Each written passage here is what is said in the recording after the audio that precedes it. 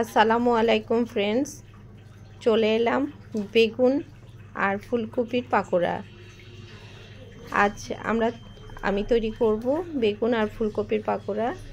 প্রথমে বেগুন আর ফুলকপি 25 থেকে 30 মিনিট সামান্য লবণ দিয়ে ভিজিয়ে রাখতে হবে।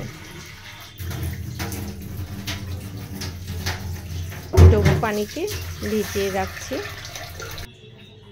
চলে এলাম মুরগির মাংস, বুকের মাংস পিস ছোট ছোট পিস করে নিয়েছি। আদা, কাঁচামরিচ, লবণ দিয়ে এটা ব্লেন্ড করে নিব।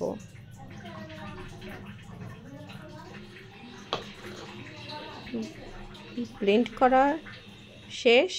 এখন চলে এলাম বেগুনটা পানি থেকে তুলে নিয়ে চিপে যে পানিটা থাকবে সেটা বের করে নিতে হবে।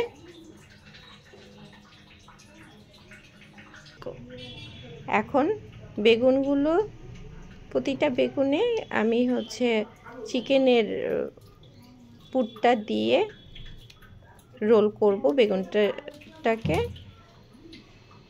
টুথপিক দিয়ে আটকিয়ে নিলাম।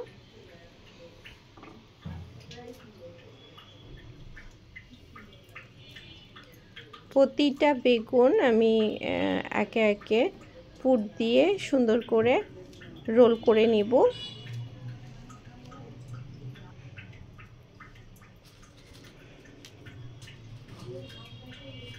আমার একে একে প্রতিটি বেগুন পাকোড়া রেডি করা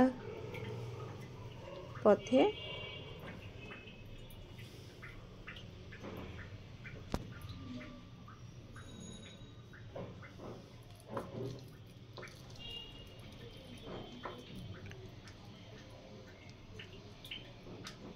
সবগুলো বেগুন যে সাইডটা নরম সেই সাইড থেকে রোল করতে আসলে সুবিধা হয়।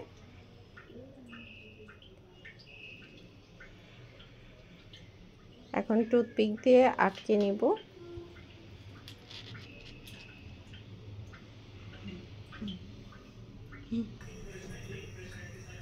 এবার চলে আসব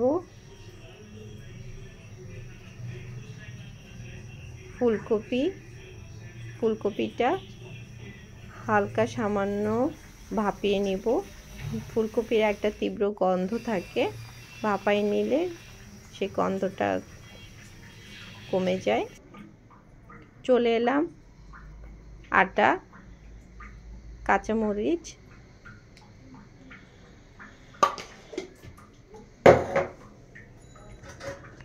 হলুদ, লবণ দিয়ে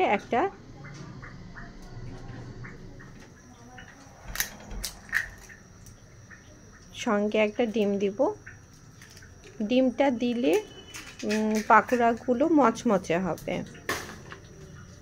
আমি যখন এই রেসিপিটা করি তখন আমার কাছে কর্নফ্লাওয়ারও ছিল না, বেকিং পাউডারও ছিল না। এই কারণে আমি মচমচার জন্য আমি ডিম একটা ব্যবহার করেছি। একটু ড্রাইটা দিয়ে ট্রাই করে দেখছি যে ড্রাইটা বেশি টেস্টি হয় নাকি। এই জন্য আমি ড্রাইটা দিয়ে একটা পাকোড়া আমি ড্রাই দিয়ে ভেজে দেখি। তারপরে বাকিগুলো লিকুইড করে ফেলেছি। এখন আটার লিকুইডের মধ্যে আমার বেগুনের পাকোড়াগুলো একে একে দিয়ে আমি সবগুলো ভেজে নিব।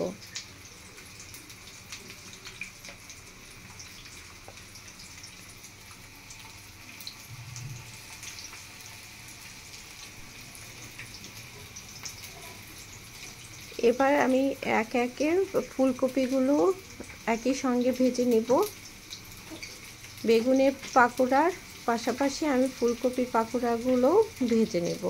শীতের দিনে শীতের সবজি দিয়ে পাকোড়ার টেস্টই আলাদা। শীত চলে এসছে আর পাকোড়া খাবো না তাই কি হয়।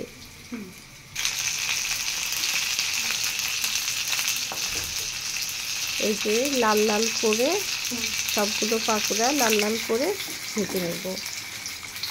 ভেজে এখন একে একে প্রতিটাই উঠিয়ে নেব তেল থেকে।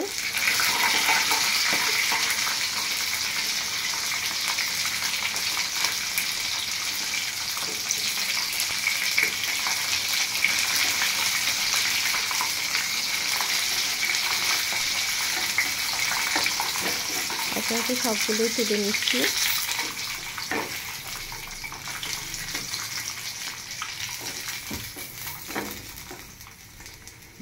আমার সবগুলো পাকোড়া ভাজা হয়ে গেছে। এখন চলে আসছি পরিবেশনে। দেখা যাক আমার ছেলে কি রিভিউ দেয়।